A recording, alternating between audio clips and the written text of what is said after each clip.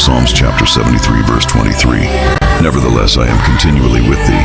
Thou hast holden me by my right hand. Inspiration. We surrender our lives to the Lord because we have faith in his love for us.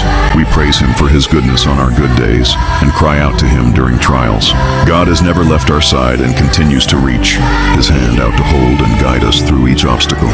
Even when life is not going the way we planned, we will sing praises to his name from the mountaintops because he is our ultimate refuge. Let's pray. Dear Lord, we are devoted to you. We need you desperately and will stand with you continually every day of our lives. In Jesus' name, Amen.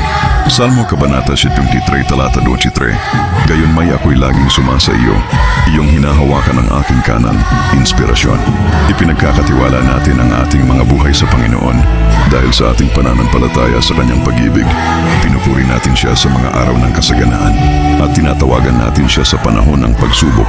Kailan may hindi niya tayo iniwan, lagi niyang inaabot ang kanyang kamay upang tayo yakayin at gabayan sa bawat hamon ng buhay.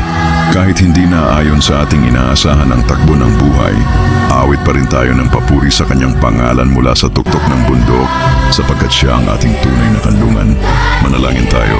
Mahal na Panginoon, kami po ay tapat na naninindigan sa iyo. Kailangan po namin kayo sa bawat araw ng aming buhay. Patuloy po kaming lalakad sa iyong piling. Sa pangalan ni Jesus, Amen.